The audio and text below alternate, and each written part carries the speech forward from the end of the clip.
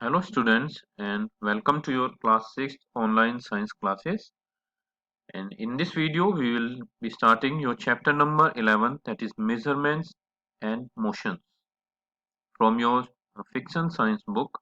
So just open your book and let's start the chapter measurement and motion. So students देखिए, आपके जो science की book है fiction science, उसमें chapter number 11 है आपका मेजरमेंट एंड मोशन, कि जिसके अंदर हम क्या करते हैं, मेजरमेंट करेंगे और हमें ये पता चलेगा कि मोशन क्या होता है। तो इसकी जो की कॉन्सेप्ट्स है वो दी होती है कि आप इसको पढ़ने के बाद चैप्टर को आपको पता चलेगा कि हिस्ट्री ऑफ ट्रांसपोर्ट क्या होगा, मेजरमेंट एंशियंट टाइम में कैसे यूज करते थे हम, मेजरमेंट और यूनिट क्या होता है, इंटरनेशनल सिस्टम ऑफ यूनिट क्या होगा, मेजरमेंट ऑफ लेंथ क्या होता है, मोशन एंड रेस्ट। चलिए आपका चैप्टर हम शुरू करते हैं, हम रीडिंग करते हुए और उसको एक्सप्लेन करते हुए चलेंगे। So after summer vacations, there was a general discussion among the children in the class about the places they had visited during the summer vacations. देखिए, जब गर्मियों की छुट्टी के बाद सब लौटते हैं, वापस क्लास में आते हैं, तो सब आपस में डिस्कशन करते ही हैं बच्चे कि हम यहाँ पे गए थे घूमने, हम ट्रेन से गए, हम प्लेन से गए, हम बस से गए हैं। तो वो जो डिस्कशन है वो कर रहे थे बच्चे क्लास के अंदर, कि जो प्लेस उन्होंने समर वेकेशन में विजिट किया है। तो उसमें एक लड़की थी, सारा। तो Sara had gone to their native village by a train. अब सारा जो थी वो कहाँ पर गई थी, अपने नेटिव विलेज में ट्रेन से। नेटिव मतलब जहाँ पे उसका जन्म हुआ था, जहाँ से वो, कि सारा ने क्या किया कि वो लोग शायद जिस गांव से थे वो वापस बाद में सिटी में आके बस गए थे, तो वो अपने गांव तक किस चीज से पहुंचे, ट्रेन से। Then Isa travelled by an aeroplane. Isa की जो ट्रेवलिंग थी वो एक एरोप्लेन से हुई थी। But Anu was sad because she visited her grandparents who live in the colony next to her. She could go there by walk. अब लेकिन अनु जो थी उनमें, वो बहुत ज्यादा दुखी थी, क्योंकि उसने सिर्फ छुट्टियों में किसको विजिट किया, अपने ग्रैंड पेरेंट को, जो अगली कॉलोनी में रहते थे उनसे, और वहां पे वो सिर्फ पैदल ही जा सकती। तो अभी तक हमने तीन मेथड पढ़े हैं किसी भी ट्रांसपोर्ट करने की, एक जगह से दूसरी जगह जाने के। It can be either by train और बाई एरोप्लेन और बाई ए वॉक। या तो हम ट्रेन से जा सकते हैं, या एरोप्लेन से, या पैदल चल के भी जा सकते हैं। जो कम दूरी हुई उसको हमने क्या किया कि पैदल कवर कर सकते हैं उसे। ज्यादा दूरी होगी तो उसको एरोप्लेन से जल्दी कवर किया जा सकता है, और ट्रेन, ये भी ज्यादा और कम दूरी दोनों हम इसे कवर कर सकते हैं। Just then, their teacher entered the class and began to read the story about ancient India. तो तभी तुरंत उनके जो टीचर हैं वो क्लास में एंटर कर जाते हैं और वो एंशियंट इंडिया की कहानी पढ़ना शुरू कर देते हैं। All the students wanted to know how people traveled from one place to another in ancient times. लेकिन जितने भी स्टूडेंट्स थे वो ये जानना चाहते थे कि जो लोग हैं वो एक जगह से दूसरी जगह पे कैसे चलते हैं एंशियंट टाइम के अंदर। ठीक है, तो इसमें अब हम हिस्ट्री देख लेते हैं थोड़ा, ट्रांसपोर्ट की क्या हिस्ट्री थी, कि किस तरह से ट्रांसपोर्ट सिस्टम आया। So before the invention of the wheel, people used to walk on foot। कि जब व्हील का आविष्कार नहीं हुआ था, इन्वेंशन मीन्स आविष्कार नहीं हुआ था, तब लोग जो थे वो पैदल चलते थे। Then people made boats and rafts made of wood from trees to travel in water। और उसके बाद लोग थे उन्होंने नाव बनाई, और राफ्ट होते हैं छोटी छोटी सी नाव जिसमें एक ही आदमी जा सकता है, जो वुड से बनी हुई थी। और वुड हमें कहाँ से मिलता है, ट्रीज से, ताकि वो किसके ऊपर ट्रेवल कर सके, वाटर के ऊपर।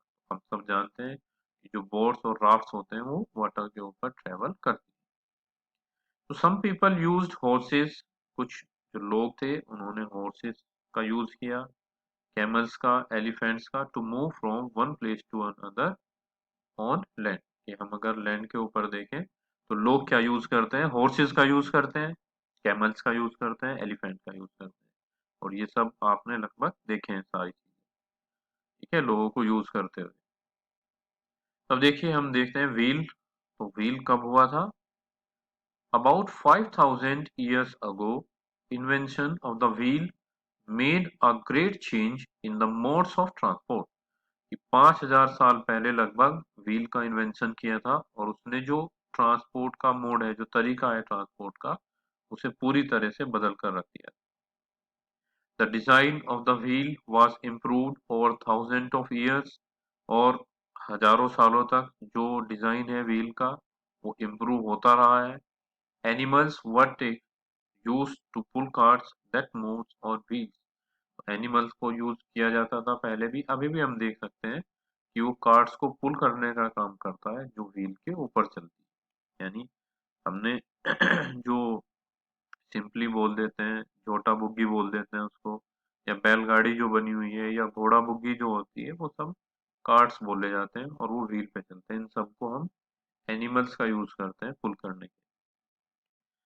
Then comes the discovery of steam engine. इसके बाद स्टीम इंजन की डिस्कवरी हुई। तो इन द 19th सेंचुरी, 19वीं शताब्दी में, a new source of travel was introduced called the steam engine। एक नई सोर्स जो थी ट्रेवल की वो खोज हुई उसकी, जिसको क्या बोला गया? Steam engine. यानी ये स्टीम की पावर से चलता था। इसके अंदर पानी को गर्म करते थे, पानी गर्म होगा तो वो भाप में बनेगा। अब जो भाप है वो अपने आप में एक गैस होती है, तो एक पिस्टन होता है, उसको मूव करना शुरू करेगा जो पहियों से जुड़ा होता है, और पहिए उसको आगे धकेलना शुरू कर देते हैं। तो स्टीम इंजन ये पहले ट्रेनों में सबसे ज्यादा यूज किया जाता था, और यही है कि these engines were used to pull rail wagons carrying people and goods. तो ये इंजिन्स जो थे वो पहले कब यूज किए जाते थे? रेल वैगन्स को खींचने के लिए, यानी जो बोगी होती है, रेल का जो डब्बा होता है उसे बोगी बोलते हैं, वैगन्स कहते हैं। तो सामान, आदमियों को ले जाने के लिए या सामान ले जाने के लिए उन रेल वैगन्स का यानी इंजिन्स का यूज किया जाता था। फिर उसके बाद ऑटोमोबाइल्स आए। ऑटोमोबाइल्स मतलब जो स्वचालित बोलते हैं, जो खुद चल सकते हैं, उन्हें ऑटोमोबाइल्स बोल देते हैं। So later came automobiles such as motor cars, trucks and buses। तो हमें सिर्फ इन्हें इंस्ट्रक्शन देना होता है, एक्सीलेटर गियर वगैरह डाल के, और बस कुछ एक्सीलेटर पुश करना पड़ता है जिससे ये मूव करना शुरू कर देते हैं। तो क्या है इसमें? Motor cars I, trucks and buses, ये भी सब आपने देखे हुए हैं। तो ये सब किस में आते हैं? ऑटोमोबाइल्स। फिर आई motorised boats and ships were used as means of transport on water. और अगर हम वाटर का ट्रांसपोर्ट सिस्टम देखें तो उसमें अब जो यूज की जाती है वो मोटराइज्ड बोट्स यूज की जाती है और शिप्स यूज की जाती है। तो ये कभी बहुत पुराने समय से यूज होती हुई आ रही है। The early year of 1900 saw the development of aeroplanes। तो 1900 की शुरुआत में ही क्या देखा गया? कि डेवलपमेंट देखा गया किसका? एरोप्लेन का। So these were later improved to carry passengers and goods। और बाद में इनको इम्प्रूव किया गया किसको ले जाने के लिए? पैसेंजर्स को और गुड्स को। Electric trains, monorail, supersonic aeroplanes and spacecraft are some of the contributions of the 20th century. अब देखिए, जो इलेक्ट्रिक ट्रेन बनाई गई, मोनोरेल बनी, सुपरसोनिक एरोप्लेन बने, स्पेसक्राफ्ट बने, वो सब 20th सेंचुरी के अंदर बनाए गए। तो इलेक्ट्रिक ट्रेन जो बिजली से चलने वाली ट्रेन होती है उसको इलेक्ट्रिक ट्रेन कहते हैं। मोनोरेल मीन्स जो सिर्फ एक ही पटरी के ऊपर चलती है। देखिए, दो पटरियां होती है हमारे पास, जो नॉर्मली हम ट्रेन को देखते हैं, लेकिन ये सिर्फ एक ही के ऊपर चलती है। अलग तरीके से डिजाइन किया जाता है इसको। फिर हमारे पास सुपरसोनिक एरोप्लेन्स है, यानी जो स्पीड, जो आवाज की गति है उससे भी तेज जो चलते हैं उन्हें सुपरसोनिक बोला जाता है। तो सुपरसोनिक एरोप्लेन्स भी है, और स्पेसक्राफ्ट है जो अंतरिक्ष में ले जाने का काम करते हैं, स्पेस में ले जाने का काम करते हैं। अब हमें जब ये मूवमेंट कर रहे हैं तो जरूरत पड़ी कि हम डिस्टेंस को मेजर करें। तो नीड टू मेजर डिस्टेंस, कि क्यों जरूरत पड़ती है हमें डिस्टेंस मेजर करने की? Okay, while selecting a mode of transport, जब हम एक मोड ऑफ ट्रांसपोर्ट को सेलेक्ट करते हैं तो it is important to know how far a place is where we are to go. कि हमें ये पता होना चाहिए क्यों जरूरत पड़ी हमें कि जब एक मोड ऑफ ट्रांसपोर्ट हम सेलेक्ट करें, जैसे हमने शुरू में देखा था कि बच्चे ये सहरा अपने नेटिव विलेज गई थी, तो वो किससे गई? ट्रेन से। ईशा जो थी वो किससे ट्रेवल किया था? उसने एरोप्लेन से किया था। और उसके बाद जो हमारे पास जो दुखी था वो कौन थी? अनु। अनु ने अपने ग्रैंडफादर की कहाँ पे गई थी? वो घर पे, जो बहुत पास था। तो इसलिए अगर हमें ट्रेवल करना होगा तो हमें डिस्टेंस का पता होना चाहिए, कि अगर हमें डिस्टेंस पता है तो हम उसी तरीके का मोड ऑफ ट्रांसपोर्ट यूज करें। अब मान लीजिए 1000 किलोमीटर जाना है और हम पैदल ही निकल चले तो बहुत महीनों लग जाएंगे हमें उस डिस्टेंस को कवर अप करने के लिए, और इतना पोटेंशियल भी नहीं होता ह्यूमन बीइंग में, सभी में, कि वो इतनी दूरी जो है वो ट्रेवल कर सके। तो but how can we measure distances, कि हम कैसे मेजर कर सकते हैं डिस्टेंस को? फॉर एग्जांपल, अब एक एग्जांपल से समझेंगे हम कि a tailor needs to measure the length of cloth roll to know if it is sufficient to stitch your school dress। एक टेलर है, उसे मेजर करनी है लेंथ को क्लॉथ रोल से, यानी जो कपड़े का बंडल होता है उससे वो मेजर करेगा कि कितना कपड़ा आपकी स्कूल ड्रेस बनाने के लिए चाहिएगा।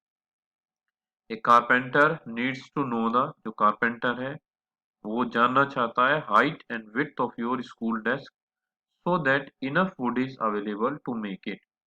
कि एक वुड स्कूल की डेस्क बनाने के लिए भी एक कारपेंटर को यानी बढ़ई को जरूरत पड़ती है कि वो हाइट और विड्थ निकाले डेस्क की, और उसी से उसे पता चलता है कि कितनी वुड अवेलेबल होगी उसको बनाने की।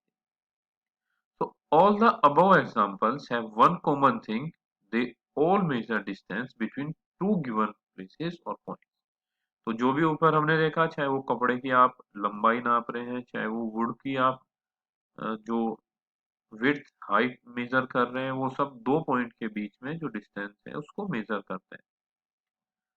तो इस वीडियो में हम सिर्फ इतना ही रखते हैं। Next video we will discuss measurement in ancient time.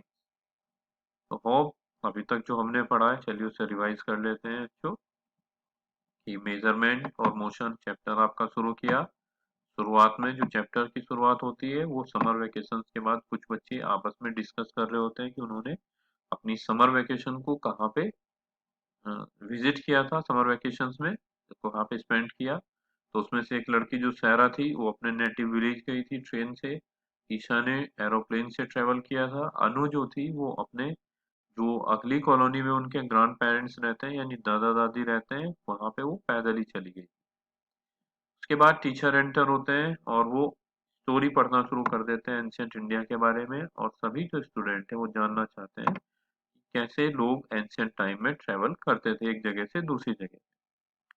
तो हिस्ट्री में हमने पढ़ा कि जो व्हील के इन्वेंशन से पहले जो लोग थे वो पैदल ही दूरी तय करते थे। फिर उसके बाद कुछ लोग थे उन्होंने बोट्स और कुछ राफ्ट बनाए वुड से ताकि वो पानी के ऊपर ट्रेवल कर सके। फिर कुछ लोग लैंड पे चलने के लिए हॉर्सेस, कैमल और एलिफेंट का यूज करते थे। फिर लगभग 5000 साल पहले व्हील की डिस्कवरी हुई।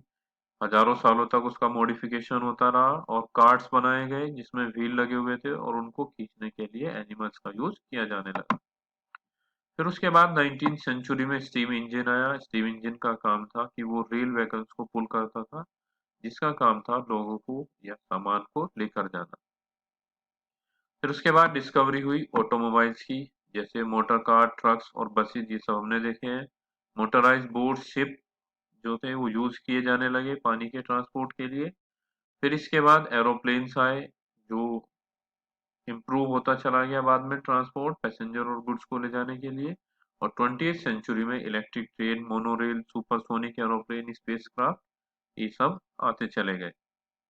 फिर इसके बाद हमारा जो क्यों जरूरत पड़ी हमें कि अब देखिए एक पॉइंट से दूसरे पॉइंट पे हमें जाना है तो कौन सा मोड ऑफ ट्रांसपोर्ट यूज करेंगे, उसके लिए जरूरी है कि हमारे पास क्या हो, एक डिस्टेंस होनी चाहिए। तो जैसे एक टेलर है वो कपड़ा आपकी यूनिफॉर्म बनाने के लिए कितना कपड़ा चाहिएगा उसको मेजर करना पड़ेगा। एक कारपेंटर है जिसको स्कूल डेस्क बनाने के लिए कितनी वुड अवेलेबल है तो हाइट और विड्थ मेजर करनी पड़ेगी।